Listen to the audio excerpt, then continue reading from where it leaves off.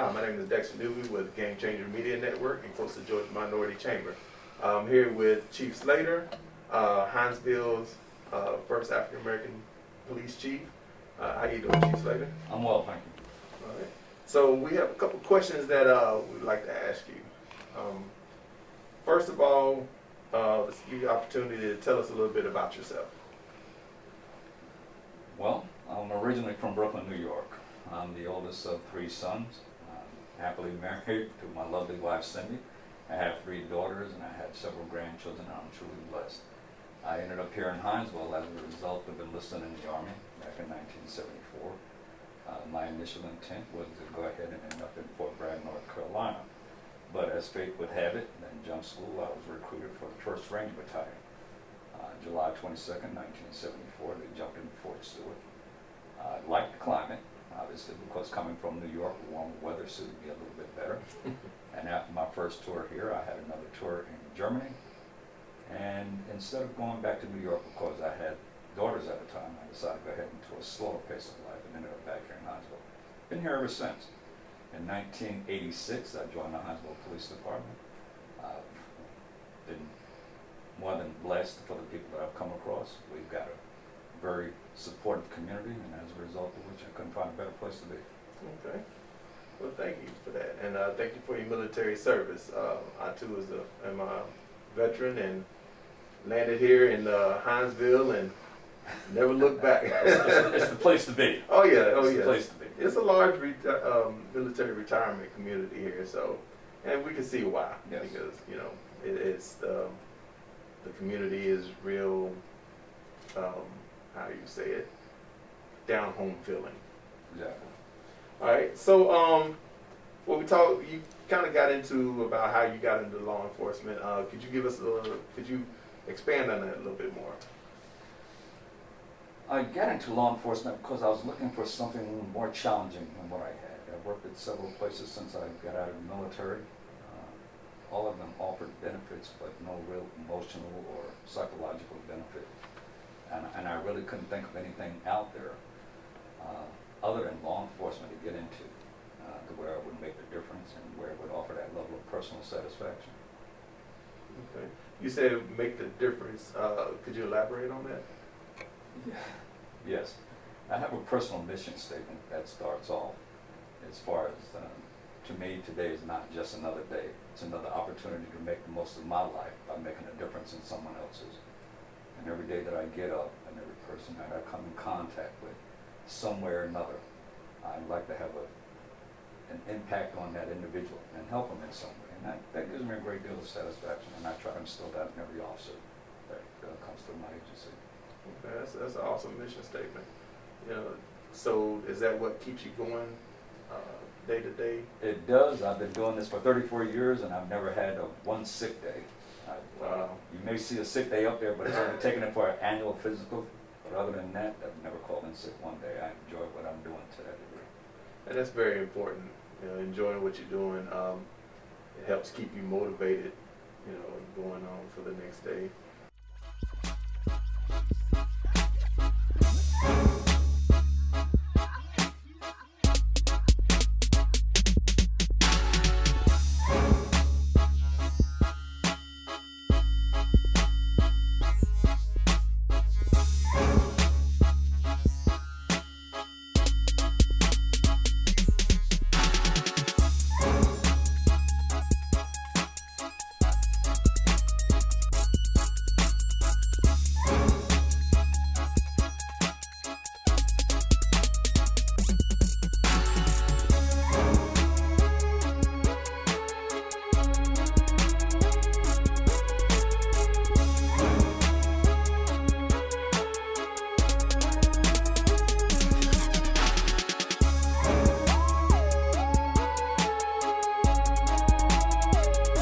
S&M car wash, leave with a smiley face.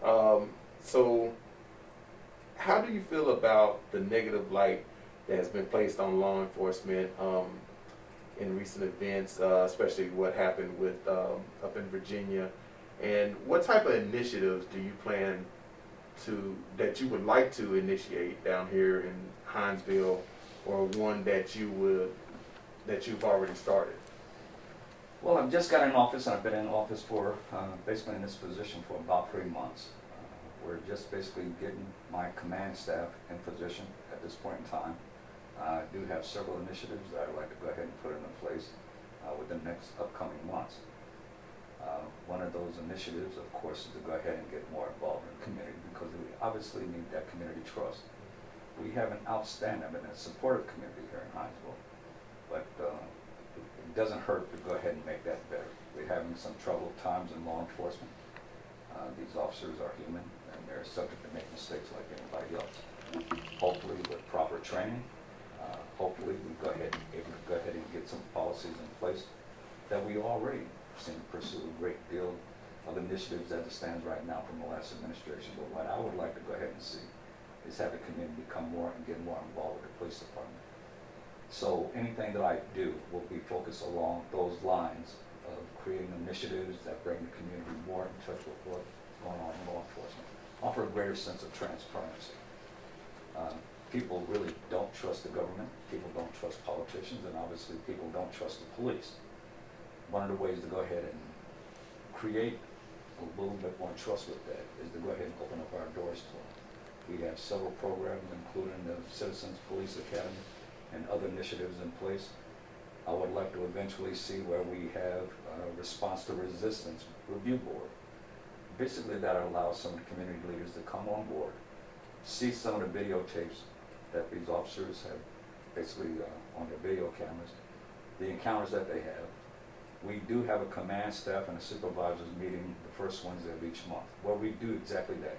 These officers are required by policy to go ahead and fill out a report, first a use of force report and a pursuit report. So anytime an officer uses force, of course, we have to have documented, and we review that videotape. We review it to see if that officer was within policy and if there's anything that we can do better in the future. Now, this is years of experience that's sitting around making those decisions. What I would like to have during the Citizens Review Board along those lines is citizens, leaders of the community, take a look at the same video that we're looking at and give us their perspective of what we're doing. I know what's going on out there.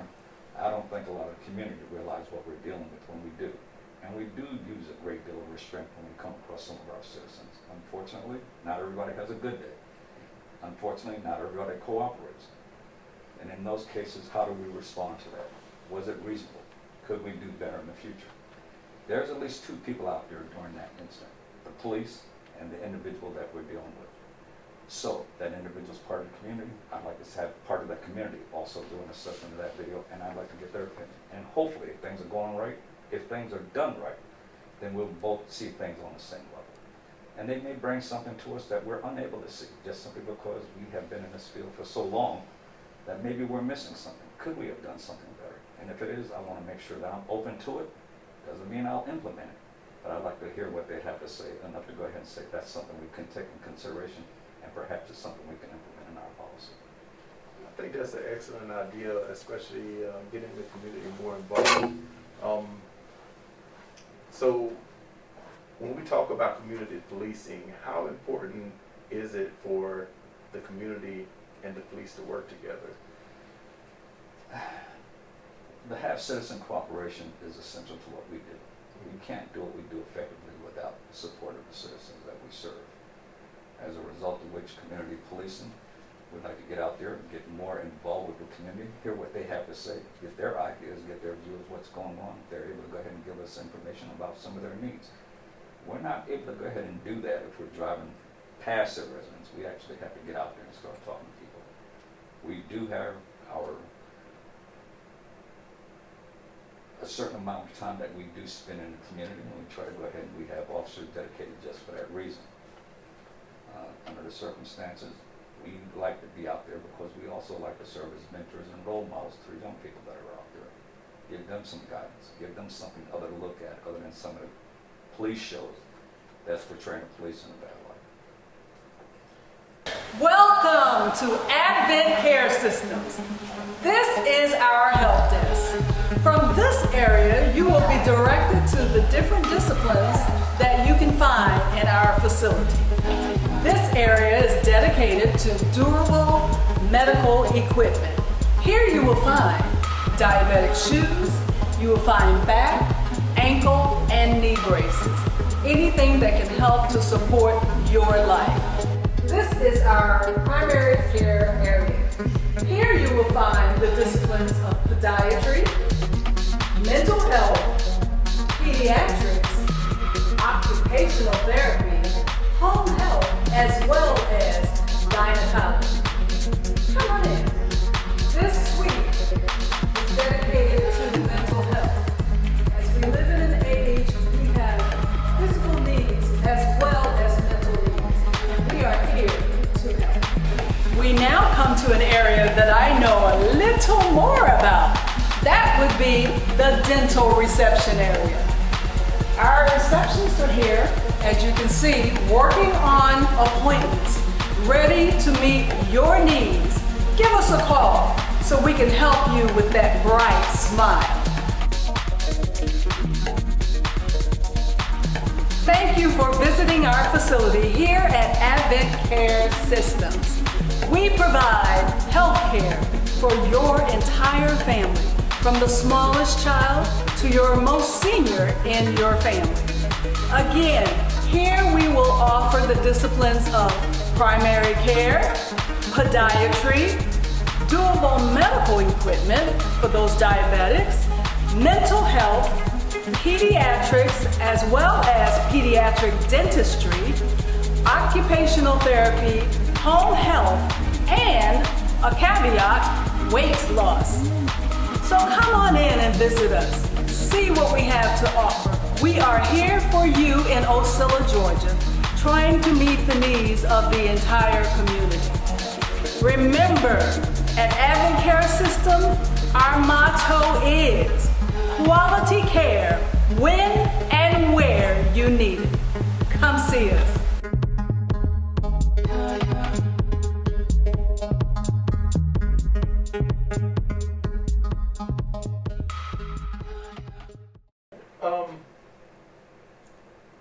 So what do you feel are the major issues that we face here in Hinesville? And we just talked about community policing and how citizens can help. But what do you feel are the major issues here in Hinesville? Some of the major issues that we're facing here in Hinesville, hopefully, if you don't see it, it's because we're doing our job. We have a lot of minor issues, which is going to cause with any community, such as domestic disputes. We have the incidental entering autos, things along those lines. Some of the major issues, such as burglaries or some crime that may be passing through that may be occurring in some of the hotels, things along those lines. Some of it can be traced back to gang-related activities. Once again, if you don't see it, if you don't know about it, if you don't hear it, it doesn't mean it doesn't exist. It means we're on top of it. We're doing what we're supposed to be doing to keep it well within control. Okay. Now you mentioned gangs. Do we have a large gang activity here? For this size of community, I won't say it's large, but it's prevalent. It's enough to be noticeable. Okay.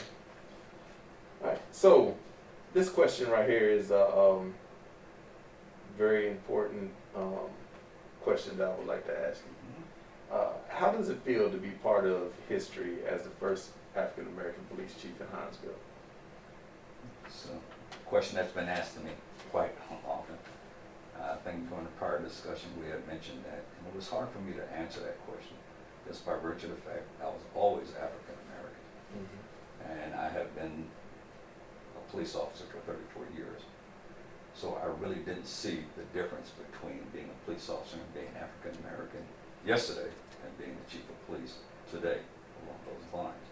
It's been something I've been doing either for all of my life or for a good portion of my life.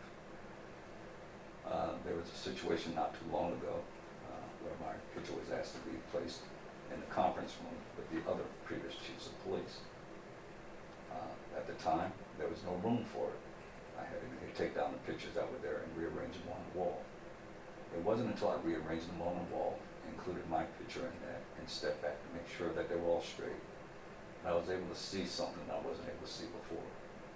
So with my pictures being aligned up with my predecessors, that's when it had the emotional impact. of the significance and historical value of my position. So there are some things that can't be expressed in words, and the feeling that I felt at that particular point in time, that's one of those things. And you know, that's just a testament to who you are, that you was just, you know, to you, like you said, you always been African American, you always been a police officer, but you start working as a police officer, and to you, that was just who you were, you know. And like we said, sometimes we have to step outside ourselves to see the significance of what we do. And you know, when you saw your picture, you know, that's when it really stuck out to you that, you know, you're a part of history now. And but you know, like I said, I want to say thank you for everything that you've done, and thank you for what you're doing. You know, setting precedents for others to follow behind you. Thank you. I mean, it wasn't an easy trip. It wasn't a situation where I just woke up one morning just because I was here and who I was, they decided to go ahead and select me. When we did go through the selection process, I was indeed the most qualified. But it's been a long path. It took 34 years for me to get here. I had to go through the same rigor that most people who are ambitious of becoming chief of police are. Get a good education, have the right assignments, have the right duty stations along those lines, be trusted by the community, have the support of the community. And of course, when you're put side by side with other potential chiefs of police who have gone through that rigorous selection process, to be selected out of that group of candidates, that just shows that the time, perseverance, and determination that was put into it from the paid off. Okay. So the last question that I have is, what plans do you have for the city of Hinesville? My list of plans, matter of fact, I presented before the city manager. It's about 2 pages long, and we've gone down each and every one of those. I can go ahead and submit that to you to go down a detailed list of each and every item. I would love to have the opportunity to go ahead and sit down one day and explain what I plan on doing and exactly when we plan on implementing it. Some things are going to be a little bit quicker than others. Unfortunately, we're in a pandemic right now, and I can't implement them at the level that I would like to, just simply for the sake of social distancing and other restrictions that we have.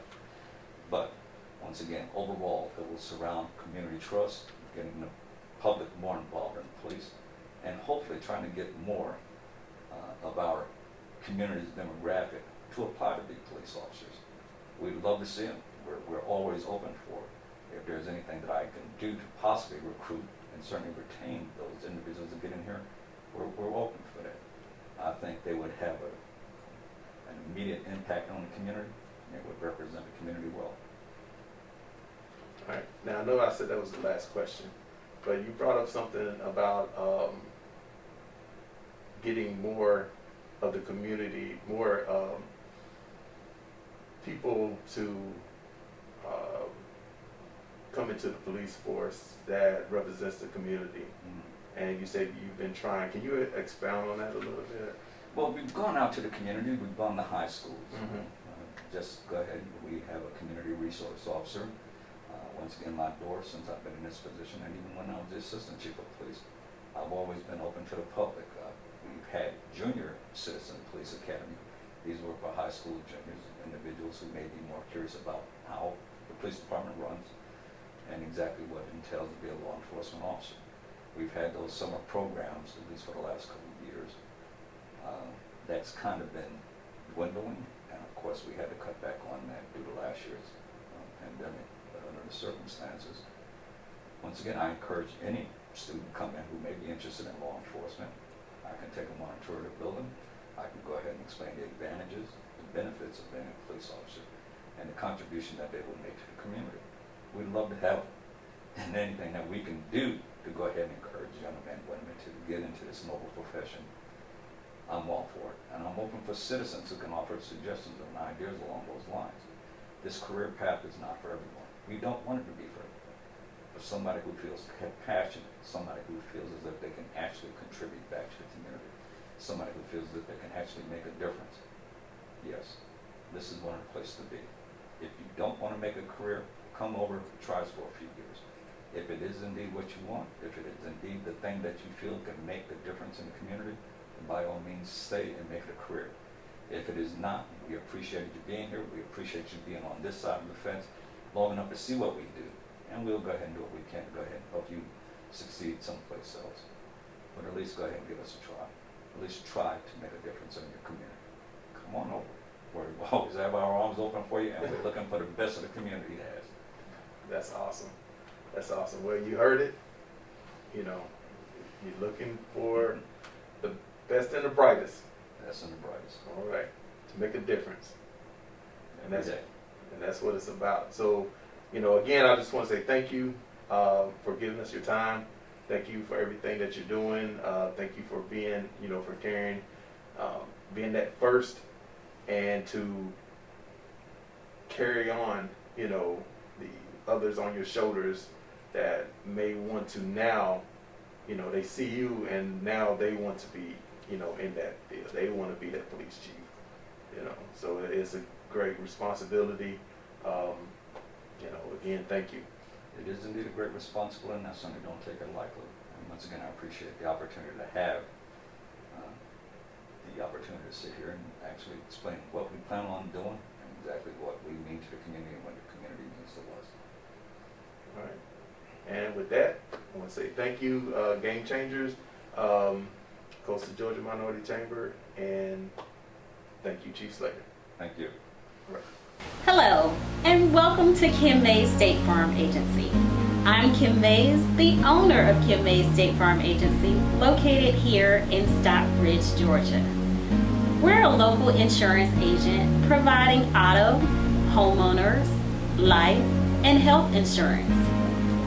Our value is that we provide personal customer service to our customers, taking the time to get to know them and making sure that we're providing the coverage that will best protect their family and their needs.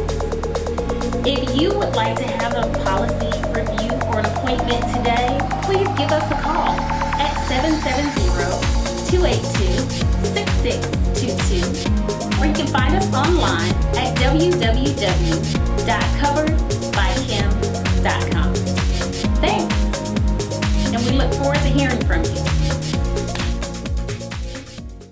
So we've seen a couple of incidents that has happened across the country. One with excessive force with George Floyd, and another officer mistakenly pulling a gun instead of their taser, saying that they didn't know they pulled a gun, or they mistakenly pulled a gun instead of the taser. Can you kind of walk us through some of the training that officers receive? One for, you know, avoiding the use of excessive force, and also knowing where your taser is and where your gun is. Training. If you're right-handed, your primary weapon, your sidearm's going to be on the right side, and your taser will always be on the opposite side. That gets you conditioned that way when you cross-draw, it's basically for your taser. A number of taser will be brightly marked yellow or yellow and black stripes to go ahead and distinguish that from your firearm. Despite the amount of training, once again, these people are human. And though people can look back later on and assess a situation, they had the time and the luxury of taking it frame by frame by frame. Unfortunately, the officer that's involved in that situation, adrenaline is pumping, and you have other elements that are involved at that time. And when you do, when you have to make a split-second decision, when you don't have the opportunity to go ahead and sit there and analyze, when you have to do something right then and there, hopefully it's that training that kicks in and you make the right decision at the right time for the right situation. Unfortunately, because of circumstances constantly evolving, you can get into a point where you do make a miscalculation, and unfortunately, some of those miscalculations can be fatal. Are you hungry for some real down-home fried chicken? The kind that Big Mama used to make? Then come down to Big Chick King, operated by the owners of Big Chick McDonough. Big Chick has been serving the community for 50 plus years and has now expanded its menu to offer hot wings and the chicken and beef Philly. Taste our delicious secret blend of herbs, spices, and love. And if it's a chicken sandwich you want, don't eat that wimpy chicken sandwich. Come get our Georgia famous 9-ounce filet chicken sandwich. For the real taste in chicken, it's Big Chick and Big Chick King. home of the original marinated southern fried chicken. Good fried chicken and good everything. You name it, it's on the menu, it's good. Come on down and get some of that good bird, because it is the word.